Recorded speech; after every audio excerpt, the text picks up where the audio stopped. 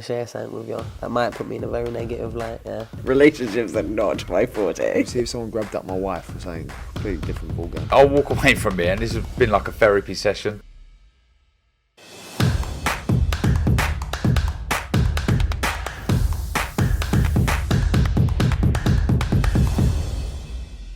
This is KUGAN CASSIUS for IFL TV, proudly sponsored by Everlast this Monday morning. Let's always timestamp this, Edward. Oh, what is it? No, it's so important to timestamp it.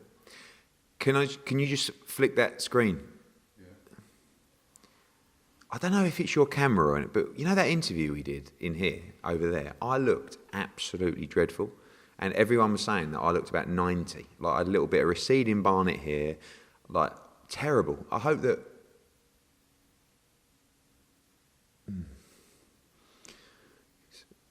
Monday morning. It's 11 o'clock. The reason I say it's 11 o'clock is because, you know, Because it is. if you announce something late or something changes and people go, "Ooh, why didn't you ask him about that?" But also, your editing. Last time we did an interview, I went, "Are you getting this out tonight?" And you were like, "Yeah, 100%, yeah." And you didn't. I had a young man in here the other day, Parsons. He would have had it out 45 minutes later. I just want to say, don't get complacent. Complacency, everybody, is the worst thing in business, all right? Stay on it, please.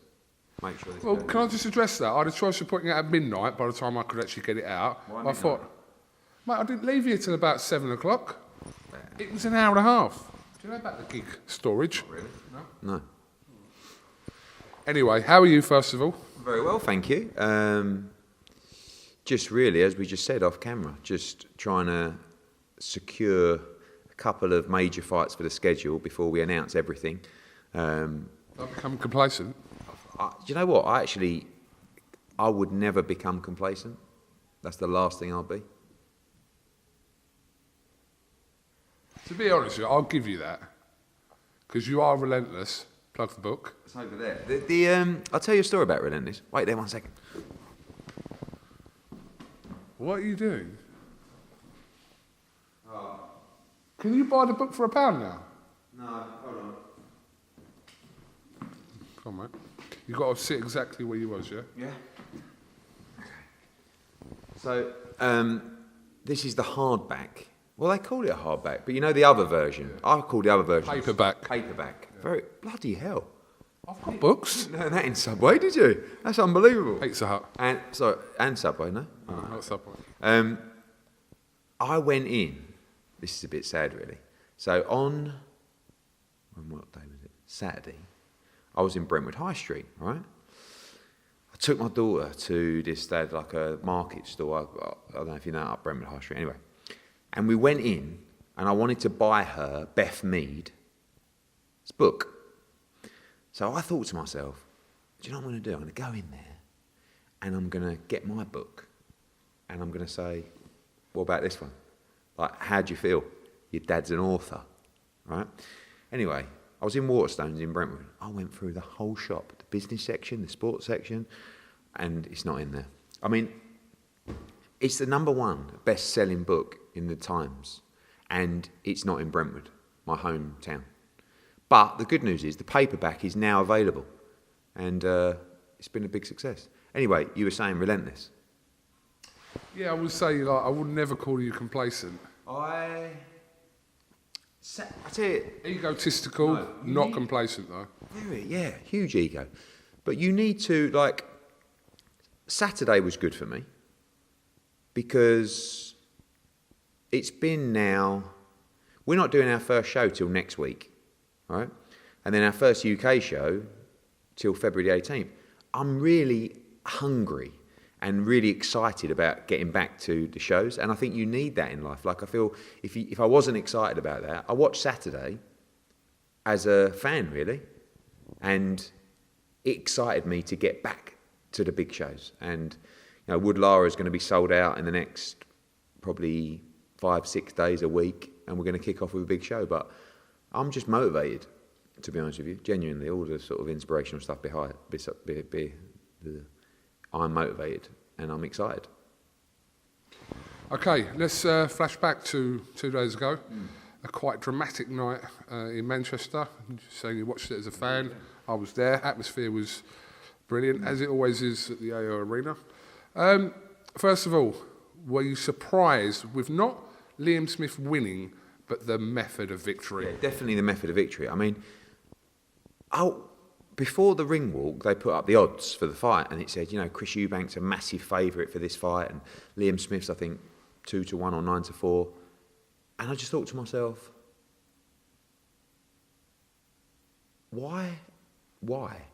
And when the fight finished, I just thought to myself, how did you not call that? Like, break it down. But the confidence of Eubank and the belief of Eubank just sometimes pushes you into that decision. Do you know what I mean? Like, when you look at it on paper, actually, Beefy couldn't really have lost the fight, really. And I saw so many things. I saw what we knew, which is Liam Smith is very good, very composed, great training team with Joe and McAnally and just a great boxing brain through the family. And another guy that's completely lost in his boxing. Like, technically, Eubank has never been great, but what he's always had is a fearless mentality, a great chin, and a great engine. What he's done with Roy Jones is completely take all of those assets away and try and build things that he either hasn't got or he isn't capable of having. Movement. I mean, it was so novice-y in terms of defence, going back in straight lines with his chin up in the air, and he looked lost, even in the ring walk. He has this unbelievable aura, Junior. And I felt for him because I feel like he's had a lot of things happen in his life, unfortunate things, and I think sometimes we don't realise how difficult it's been for him to deal with, it must have been to deal with those things. And I think you saw a culmination of so many different things. I think you saw a culmination of a mature man now that hasn't got that chip on his shoulder, that young lion mentality of, like, when he used to go into fights, he just didn't care. He'd walk through people. Great, granite chin, great engine, get in there, trade. And he's lost all that. He's trying to box off the back foot.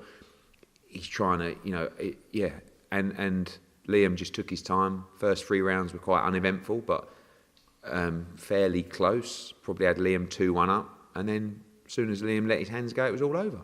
But you're right. The most surprising thing for me was to see him go down the way. You just don't see Eubank do that. He had a great chin, and Liam is not, for all the great attributes Liam has, he's not a big puncher at 160. You can't deny that. I'm not saying he can't punch, but it was, I was really surprised by the manner of victory. But then afterwards, I just thought, how did we just not know Liam Smith was going to win that fight? And great performance. Well, when you look at Liam Smith's career as a whole, he's had a fantastic career. He's a former world champion, which he won that world title like years ago. Obviously got that fight with Canelo. He's had moments in his career, a bit up and down, had the Fowler win, had the decision that when it went against him in Russia. But this seemed to be, when I asked him after the fight, said, was this the most satisfying night of your career? It definitely would be. And he's someone that kind of almost deserved that kind of night, pay-per-view, etc., on a big stage like that here in this country. I think that because of, to be a big pay-per-view star, really you need to have that, air of controversy or, that personality that's going to bring people in. Liam Smith's done it. He's never really been bothered about that. Liam's just an old school fighter, brilliant fighter, and the family. I feel like the Smith families sometimes. You talk about 4 boys from the same household who have all won British titles, right? Callum's won a world title, Paul's challenged for a world title, Stephen's challenged for a world title, Liam's won a world title. It's incredible what they've done, and they're a great family, but they've never been that bothered about being superstars. I mean, Callum Smith, who is, arguably the best light heavyweight in the world, or right up there, former, number 1 at 168 Ring Magazine champ, he couldn't be less interested in going out and doing public appearances and trying to be famous and they're just real boxing people. So everything that Liam's been through in his career, winning world titles, fighting Canelo, fighting Jesse Vargas at Madison Square Garden. I mean, we had him fight in Mexico. To that, he deserves it. And again, it's another lesson to fighters that stick with it, stay with it. And, now he's in a great position. I don't know what he's going to do, but, he deserves it because he's very good. I've said many times, he's a very, very accomplished fighter. And mentally, we go back to Giovanni Davis, stuff like that. He's a guy that's very, very balanced in his mind going into fights. Even with all that stuff last week, I think that's probably the most rattled Liam could ever be, and I don't even think he was really that rattled. But just a good people around him, and that makes a big difference when you're going into nights like that. Because Eubank, on the other hand, completely lost. Like, even on the ring walk, I'm looking at him thinking, you don't look with this at all. And that's just a confidence thing. You can't bring Roy Jones Jr. over for 6 or 7 weeks and start working on a style. It's just the whole thing. And you can get away with that when you're fighting in a certain style, but not anymore trying to box off the back foot. Like, he was totally out of his depth technically. And, it was a big surprise. I don't want to dwell on this, but obviously there was a couple of talking points from the week, like a bit of a controversial press conference with some of the comments, which, like I said, we don't have to dwell on. What did you make of all that? I mean, look, I had a big bit on BBC yesterday. They were trying to condemn it, and look, what was said shouldn't have been said, but we've also heard worse. And we also, people do have to remember that this is not a normal situation that you're putting people in.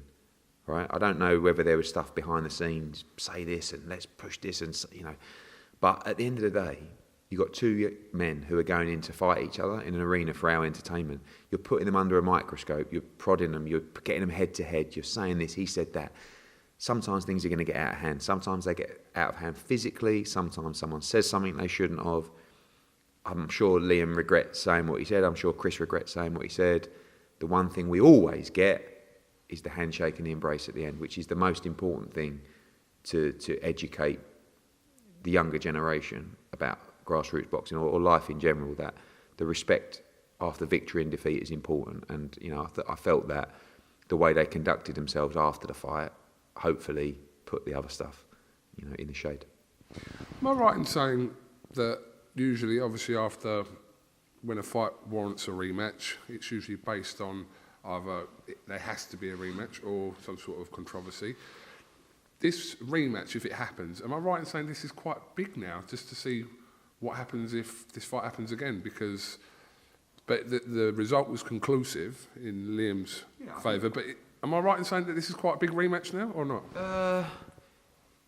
Yeah, I mean, you'd make Liam a massive favourite going into the rematch. Like, I don't think the nature of the victory warrants a rematch, but as we've seen before, contractually, tough. If there's a rematch clause. Now, there are many different rematch clauses. Some rematch clauses, the purses and everything is agreed before. There are some rematch clauses where it's almost like, if the fight makes sense and we can agree terms financially, we'll do it again, which sounds like this is one of those rematch clauses. I mean, I don't know, but is it a big fight? Yeah, I think a lot of people are going to be interested to see what Eubank does next. I mean, I feel that he can't win a rematch with Liam Smith at the moment, the way things are, but maybe he can prove us wrong. And, I think Liam, if you're Liam Smith now, really, what are your options? You got Chris Eubank Jr. rematch, which you'll just think is a stroll in the park. Kell Brook, which is not as big a fight in my opinion, but still a very good fight. Gennady Golovkin, good fight, but Liam's in a great position. He's going to have a great holiday, and I guess it's up to Eubank now to see what he wants to do. And, a lot of people call for him to retire. Sometimes forget he's 33 or 34. Doesn't really look it or come across that way. But, I do feel that a lot of things have happened, maybe in the last year or so that would have given him a tough time. And I did feel for him. I don't really know him personally that well, but I just felt he looked a bit lost. I don't know if it was his boxing but he didn't look the same, But am I right in saying that his only option really is to rematch Liam Smith? Because can he really continue his career without him trying to put that fight right if there were issues, etc.? He could go into another fight. He could fight Gennady Golovkin. He could fight Conor Benn. He could fight Jaime Munguia. There's loads of fights, but mentally, maybe he wants to put that fight right, or maybe an offer comes up that he prefers, and I don't know. I think he's a competitor, so of course any fighter would want to avenge a defeat. We saw some choice reactions, obviously, quite probably predictably from people like Joe Saunders, which was always going to happen, and also we saw Conor Benn's reaction to Chris's loss. I'm sure you would have seen that on social media.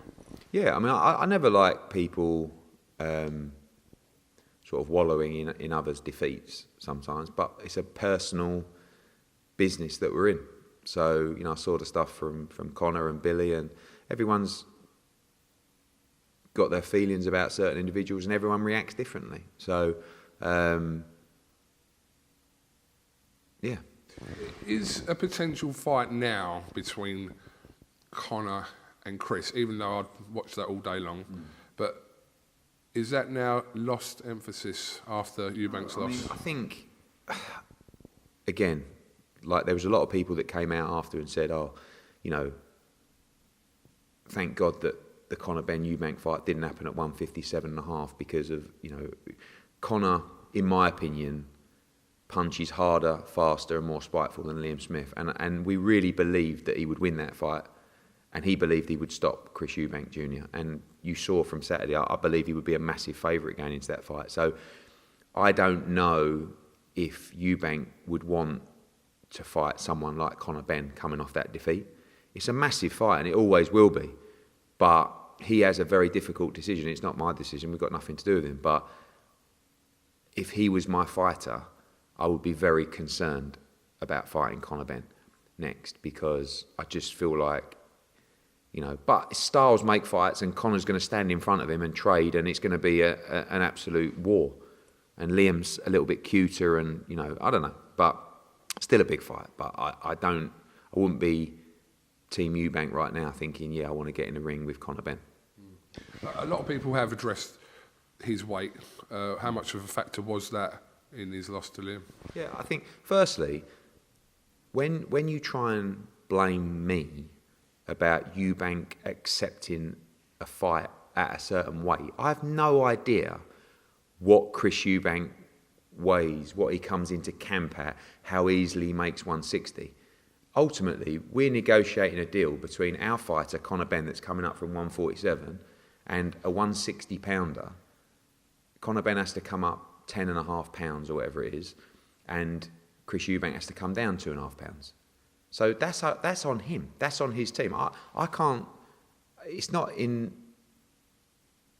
my responsibility to make decisions for Chris Eubank. I don't represent him. I have no idea. So if he's tight at 160, certainly at 157.5 or whatever he would have come in at, I believe 158.5, it would be more difficult for him. I've always been told that Chris Eubank Jr. makes 160 very comfortably, and only rehydrates to 165, 166. He's not my fighter. So, but we have seen him box at super middle. So does it? Another fight that's there for Chris Eubank Jr. at 168 is Billy Joe Saunders. Those kind of fights, whether it's Conor, whether it's Billy Joe Saunders, those kind of fights are super compelling because of the build-up that you're going to receive and the hatred between everybody. So he has a lot of options, Chris. But again, it's his business, it's his decision personally to say, do I feel like I've still got it?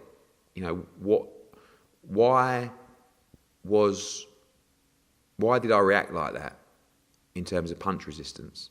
Good left hook from Liam Smith, but Chris has taken much bigger shots than that from the likes of George Groves and, over the years. So is my punch resistance just not what it was at the age of 33, or am I tight at 160? I don't know. Again, it's really not my call to speak on his behalf. But my opinion is, and what I've been told is, he makes 160 very comfortably. But as you get older, it's going to be harder to make that weight. Okay, did you watch it at home, like popcorn and all that? No, I just, it was a really good,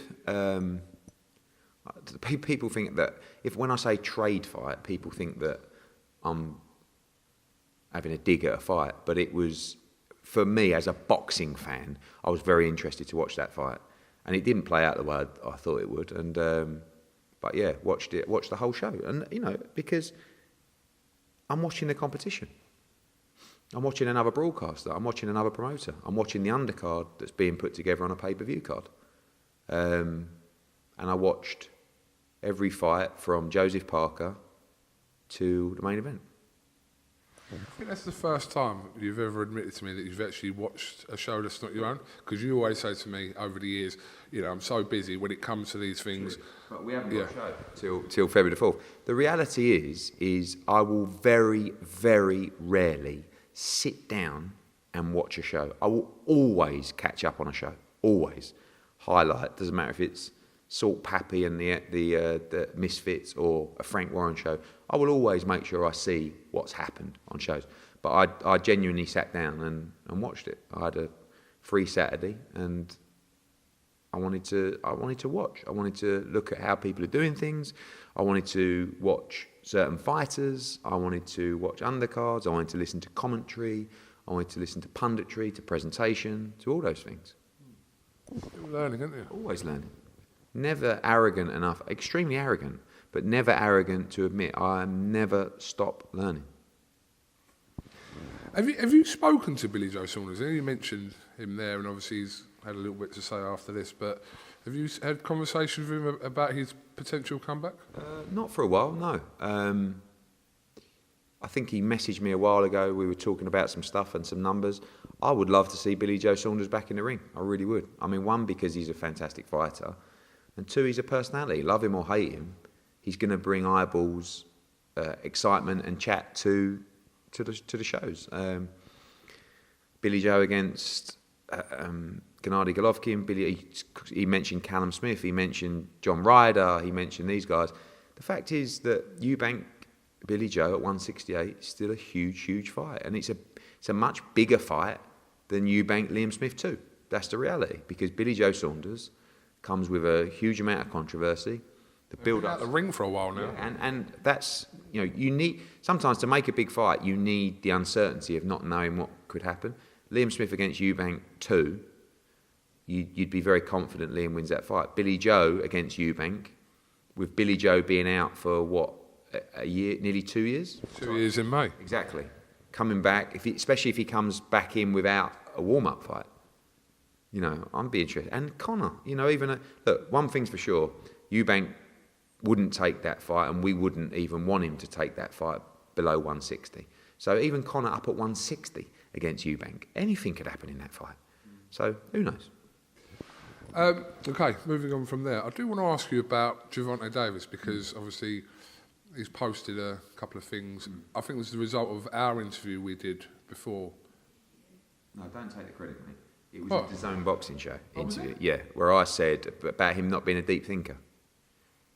Yeah, but no, that was also, we did ours after that. Okay. Don't try and take the credit. Ultimately, it was the Zone Boxing Show. Yeah, I just feel that people, you know, I mean, firstly, I stand by everything I said in that interview.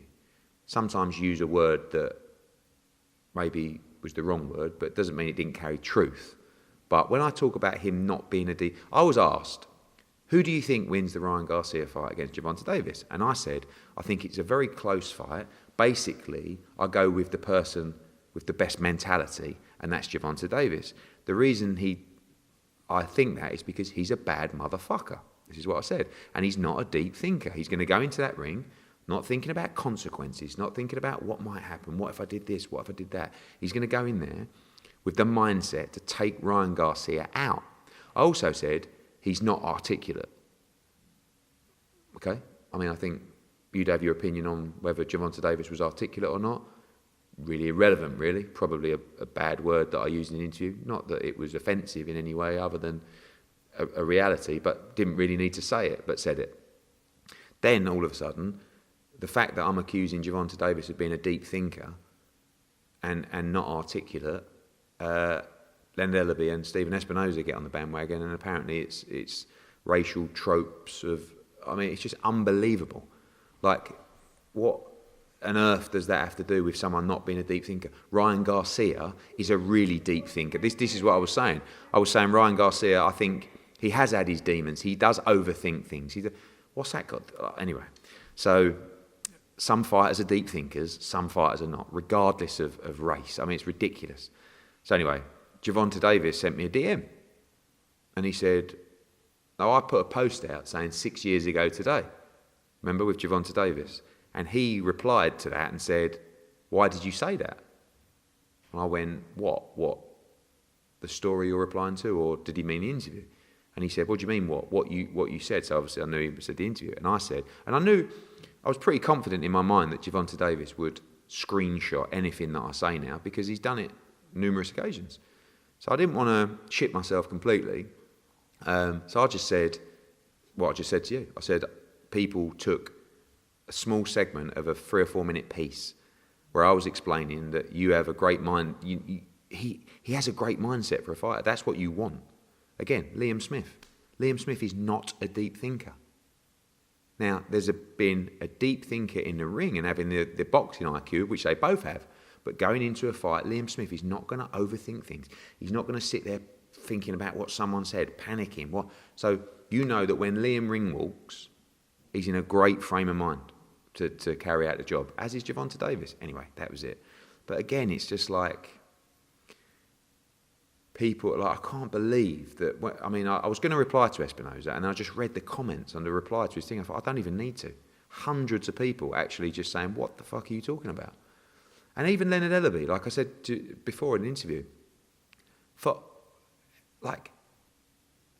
it took a lot for me not to go in on Leonard Ellaby when Giovanni Davis left him. Like, Mayweather Promotions now, they don't really have any fighters. Giovanni's left. It was a disaster for him. And I actually feel for Leonard Ellaby, because he's put a lot of time and effort and done a good job. And now the fighter's left. So, but I've never stuck the knife in. I've never started goading about what happened from there. So, but they don't stop. And I just have to come to terms with that's how it's going to be. But yeah, that was it. Okay, let's talk Matchroom, baby. Yeah, baby. Slow start for you this year. Obviously, you pointed that out.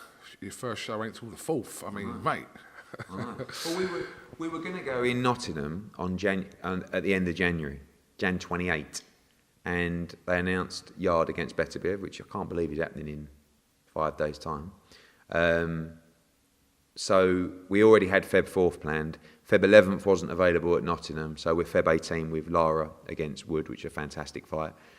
Right now, the key for us is to announce the AJ fight, which we hope to do this week, and that will come with the announcement of all the other shows. And again, very difficult to keep those a secret when we've told fighters, and fighters are dropping news in, and you've got Everything Boxing, and those guys, like, everybody knows everything. So March the 11th, yes, Liverpool, big show. Coming into April the 1st, Anthony Joshua. The back end of March, middle March, a next gen in Newcastle. April 1st, AJ. April 8th in San Antonio. April 22nd, Cordina Rakimov. Going into May, Taylor Serrano, if she can get through. Coupled with a London show. You got Dillian White in there. You got John Ryder in there against Canelo. So everything's kind of built around. But our original plan was to announce AJ with Wood Lara, but we run out of time. So really, we must announce Liverpool and those shows this week. And our plan is to close everything AJ and announce everything together. Okay, just coming on to AJ, we were expecting the announcement of his trainer. Not that there's going to be an announcement as such, but just for us to learn that. I feel like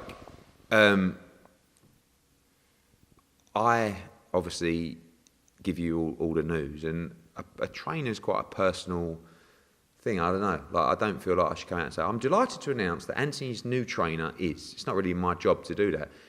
It's been everywhere, and he started camp 4 or 5 days ago. Maybe he doesn't feel the need to announce it, but I don't know whether there's going to be an official announcement or you're just going to see stuff over social media in the next few days because camp's underway. But He's in America. He's preparing for April the 1st. And I'm really excited because I feel like he's gone out there with a small crew to a new place for new beginnings. And I can't wait. I can't wait to see him fight. Okay, so the speculation regarding his opponent has obviously heightened since our last interview, and I think you've made comments already that a front runner is Jermaine Franklin. Mm-hmm. Is Jermaine Franklin currently today still the front runner or a front runner?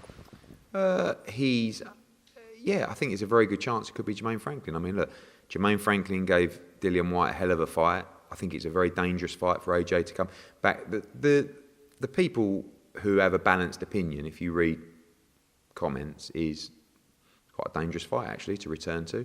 The others who just want to hate say, what a joke, he lost to Dillian Whyte. So, well, hold on a minute. A couple of months ago, you felt like he beat Dillian Whyte by 4 rounds. So which one is it? You know, it's not a style that, you know, it's a style that is sometimes difficult for a bigger heavyweight, a smaller heavyweight with fast hands and a good chin. It's a really good fight. It's not done. It's not signed. We have offers out with 3 heavyweights right now. There's the whole southpaw thing. We haven't turned our back on a southpaw, but of course a new trainer would prefer an orthodox fighter, especially when you're looking at Tyson Fury, Dillian Whyte, Deontay Wilder as potential fights. Why fight another southpaw? Haven't ruled it out. But we're pretty much ready to go. We want to get the show announced. We want to get tickets on sale. We want to build up into a huge event at the O2 and the return of AJ there. So all the fighters that have been made actual offers are all very good fights to come back to. I know you're not going to give too much about the undercard, but can I just ask you, will Shannon Courtenay and Nina Hughes land on that possibly on April the 1st? Yeah, I mean, I'll tell you some names that are looking at that. You know, I'd like Fabio Wardley to be a part of that card. I feel like the British heavyweight title at the O2 on an AJ card would make perfect sense for his development before he headlines in Ipswich. You've got Chantel Cameron, who is ready to fight. You know, could be a big undisputed fight for her there. You've got Nina Hughes, Shannon Courtenay for the world title as well. You've got Felix Cash for the European. You've got a number of other fighters that could take place on that card. So will be a big card, big night of boxing, and pretty much ready to go. You know, I hate saying this week, but this week. Did you talk about, I swear you spoke about it, I don't think you ever did it, of doing like, you wanted to do a heavyweight themed card years ago, didn't you? Could you still do that at some point? Yeah, I'm actually talking about that, but in another country at the moment. You know, obviously we have Anthony Joshua, Dillian Whyte. We work with Derek Chisora, Filip Hrgovic, the mandatory challenger.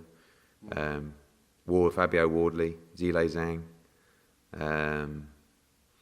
It's a fucking expensive card. yeah, but you know, it's there's other heavyweights as well that we work with. So difficult when you have the obligations of other weight classes and other champions to slot in as well, to just do a heavyweight card. But we are looking at a heavyweight card in another country. What country? I'm not telling you. All right, mate. A word this week on... it is a big fight between Yard and Beterbiev this week. Sorry, is it Beterbiev or is it Beterbiev? Have we worked that out yet? I think it's the same thing, but I say Beterbiev. Beterbiev sounds better though, doesn't it? It doesn't matter what sounds better. Ultimately, it's like me going... Eddie Hearns. KUGAN CASSIUS.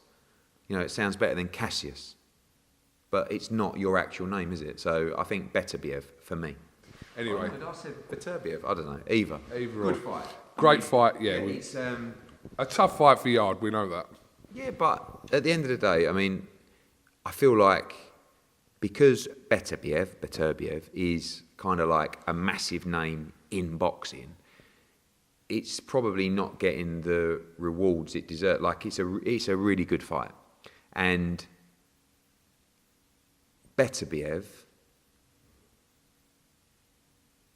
he can get hit, and we saw in the Callum Johnson fight. But Callum Johnson, once he knocked him down, just didn't. You know, you have to have the belief to take it to him, and for me, if Yard tries to pace himself, if he tries to box in this fight, he will get walked down and he will get beaten up and he will get stopped. I think he has to come out fast and he has to gamble because you can't keep Beterbiev off for 12 rounds. You can't keep him off for 9 rounds. He's going to get walked down. I don't think that Yard has the engine to fight at 12 rounds at the pace Beterbiev will set. I think Yard has to come out, be aggressive, hold his feet, and unfortunately, trade. And it's a very dangerous strategy. But I don't see him winning the fight in any other way. So he has the power to hurt Beterbiev.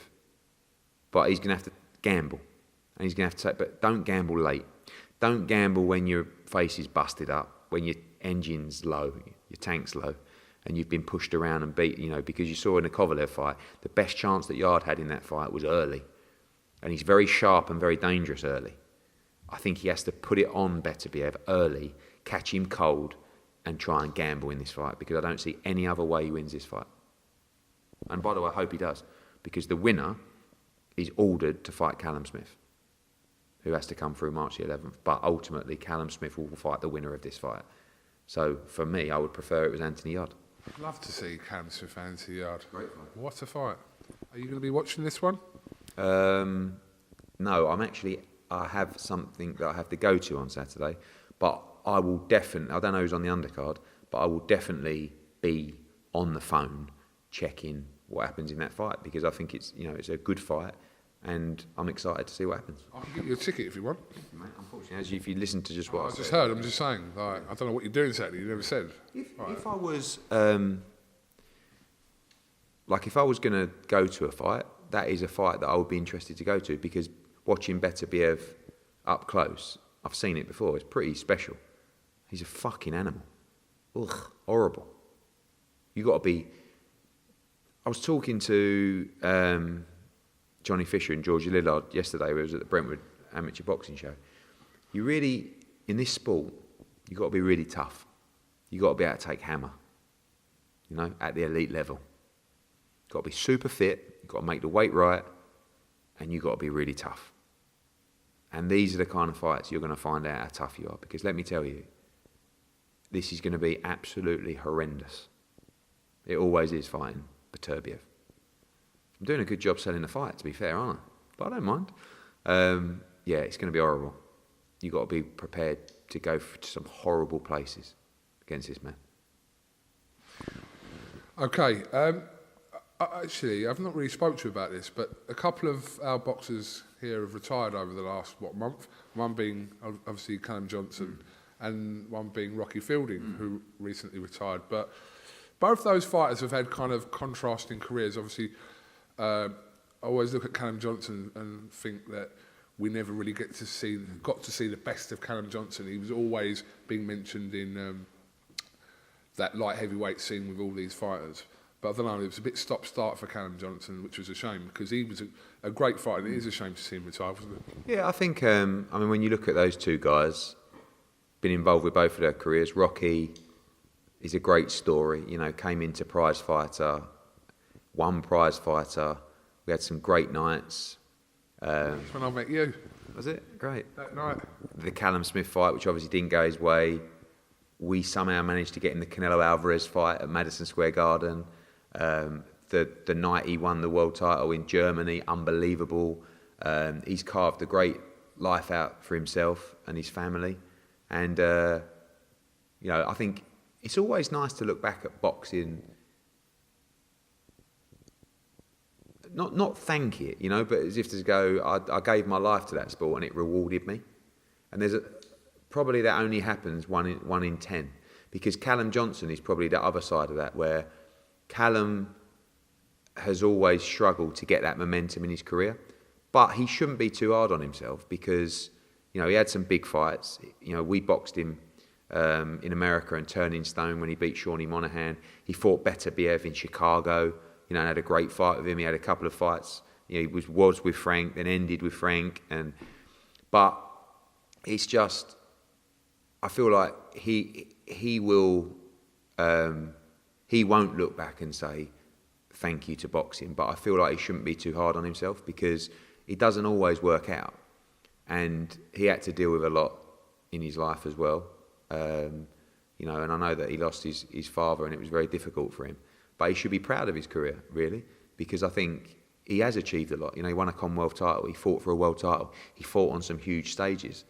And I hope that he can enjoy his retirement with his family and just feel blessed that he's been through boxing. It gave him, I'm sure it's rewarded him financially as well. And hopefully he can just enjoy his life now, you know, because I feel like, and I'm not saying this out of turn because he said it, you know, he's had a lot of demons in his boxing career to overcome and it was very stop-start, but hopefully now he can be free of those and just enjoy his life. But I hope he can look back with fond memories on boxing rather than with regret because he did achieve a lot and he's a very good fighter, Callum, good athlete, good bloke, you know, and he should be proud of his achievements. British title, I believe, he won as well. You know, and I know that how close he was to his dad, and I'm sure he'd be unbelievably proud of him. And I hope that he can go on and live a peaceful and blessed life. And same with Rocky. You know, it's nice to bump into these people at shows. They're always welcome. Any fighter we've worked with, always welcome at shows. And it's nice to see them and say, look back on those memories. God, do you remember when you done that? Do you remember when you knocked up Beterbiev down, Callum? If you would have just stepped on it then. You know, I remember being in a hotel with him after in Chicago. It's like, oh, you had him, he was gone. Just that little bit of belief. But a brilliant fighter, Callum Johnson. Really powerful, explosive.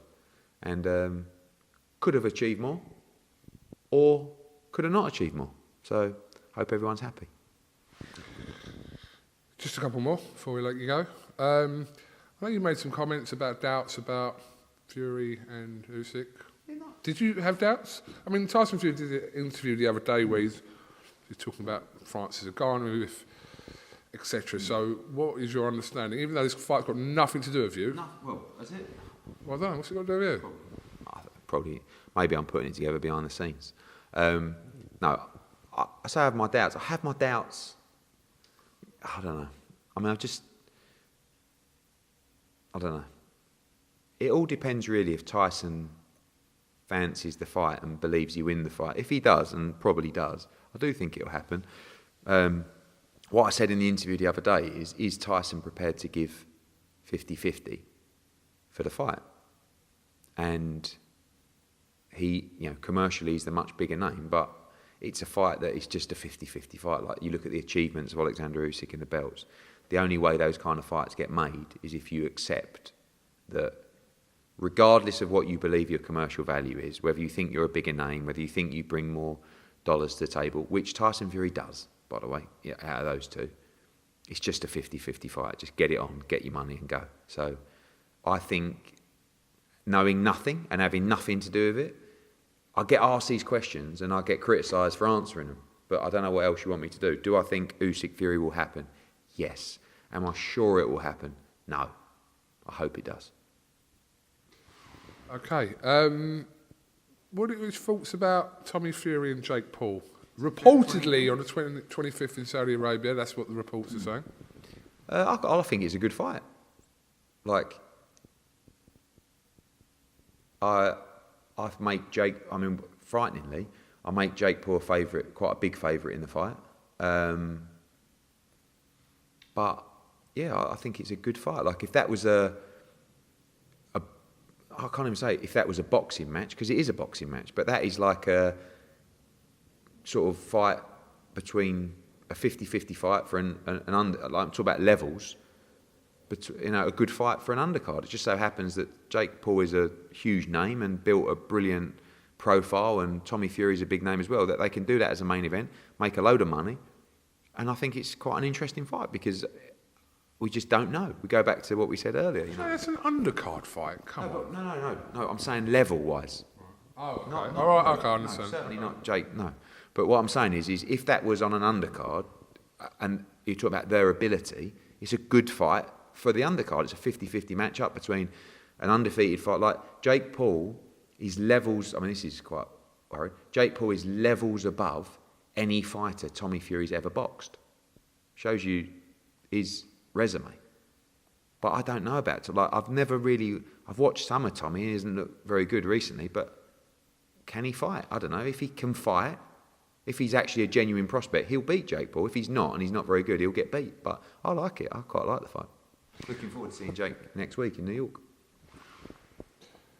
Dillian White talks about him and Ngannou as well. Yeah, I think. And also Osso Wallin for mate. I mean, can you address that? All of those fights in the mix. I mean, you know, we're talking about the AJ fight for the summer. See what happens with AJ in April. I like Dillian White against Francis Ngannou. I think Dillian White is the only person. I mean, I think Dell would do it as well, but the only person that would genuinely do one in a cage, one in the ring. And I actually think Dillian White would be the only person. Background as well, isn't it? Yeah, but Dillian White would be the only person that would be capable of doing that to a level because of his background. But still, Ngannou would be a huge favourite. But it's going to be interesting to see what Ngannou does. I think he's in a great position. You know, he's navigated his way to earning a monster payday in boxing away from the UFC, and he's got Fury, he's got AJ, he's got Chisora, he's got Dillian. You know, he's in a brilliant position. Wilder Ruiz expected to happen? Yeah, I don't know. I mean, with Filip Hrgović was ordered to fight Andy Ruiz, and Tom Brown came back and said we're interested in that fight. So I don't know if they're just saying that to try and see what the offer is, or if they're actually fighting Wilder. But I love, you know, Hrgović Ruiz, great fight. Wilder Ruiz, great fight. Either way, you know, I think it's two great fights for the heavyweight division. That light just went out. Yeah, we are finishing. The very last one. I know well, I ask you all the time, and I know there's not a lot you can tell us, but are we going to learn anything more about Conor Benn's situation? Yeah, I mean, again, this is another question I get asked, that all I can tell you is the investigation has been in place, underway, whatever you want to call it, since the beginning of December. We have provided all the information required. We would like a decision, because it's been 7 months now since the test. We appreciate the WBC only started their investigation 6 weeks ago. I want to know, like, I don't want Conor to fight without the hearing being, because otherwise, I mean, we're going to get criticised anyway. And I said to Conor the other day, he was in here, this is how it's going to be for you, mate. And Conor's the kind of kid, Conor wants to be loved and appreciated by the fans. But I just said to him that unfortunately, no one's ever going to be happy, even if you come out and get cleared. So you have to, and Eubank was right the other day, I don't know if you saw the interview, he said Conor Benn's always going to be the bad guy. Tough, you got to live with that. Then fucking live with it. But sooner or later, his career is going to resume. Whether it's off the back of a ban, whether it's being found completely innocent, we just want that decision, because we want to know, because the WBC are saying to us, Conor Benn is clear to fight. So we can go out and he can fight next week. But we want the results to come out. And when people say about, well, just release the document, it's a confidential hearing. That's not our policy. That's the policy of the hearing. So our hands are tied a little bit. And I'll answer a question that you should be asking me, and you probably were going to, is, you know, the British Boxing Board of Control. This is a test done by VADA and the WBC. They govern this test, not the British Boxing Board of Control. We want a hearing with the people that control this testing. If the British Boxing Board of Control want answers, want information, yeah, I don't see a problem with that. But first things first, we are going through the correct process to deal with the people who conducted this test and the governing body that oversee it. And all we're saying to the and this is not, you know, what the WBC do in this situation is above and beyond what any other governing body do. And it's brilliant that they're doing it. But unfortunately, when something like this happens, you have to deal with the complexity of the hearing, the situation. And that's what they're having to do. And they're in a difficult position because they now have to get themselves together. They've got, and it's important that they make the right decision, because they're under the spotlight as well. But what I'm saying is, how long? You know, how long does Conor Benn wait for a decision before we do what everybody's saying we can do, which is fight? But no one really acknowledges that what more can Conor Benn do in this situation? Wait? How long you want to wait for? You know? So, he's back in the gym. I see Conor Benn fighting April at the earliest, May or the summer. And he wants to go straight back in a big fight. He wants all those guys. Will he resume his career under the board, though, yes? No, he'll resume his career. No, licence-wise. Couldn't fight anywhere. Couldn't be licensed by... Couldn't apply for a licence with Nevada, with New York, with the British Boxing Board of Control. Anyone he wishes to. You know, you've seen a lot of high-profile fighters in this country aren't licensed by the British Boxing Board of Control. We want to fight in this country. That is... I don't want... Ultimately, if Conor Benn's next fight has to be in the States or wherever, okay. But the future for Conor Benn, for me, he's a British fighter. I want him to fight here. But first things first, the people that conducted this test, we want to go. We want an answer, and we want to wait for that answer before he resumes his career, not the other way around. But how long do you wait? We're giving them all the time they need to make this decision.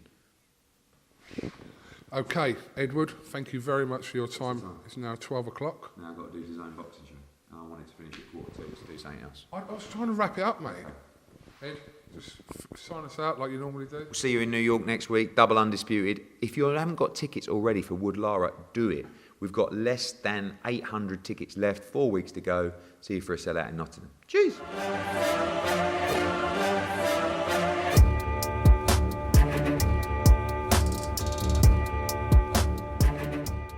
I'm going to share something with you. That might put me in a very negative light, yeah. Relationships are not my forte. See if someone grabbed up my wife or something completely different ballgame. I'll walk away from it, and this has been like a therapy session.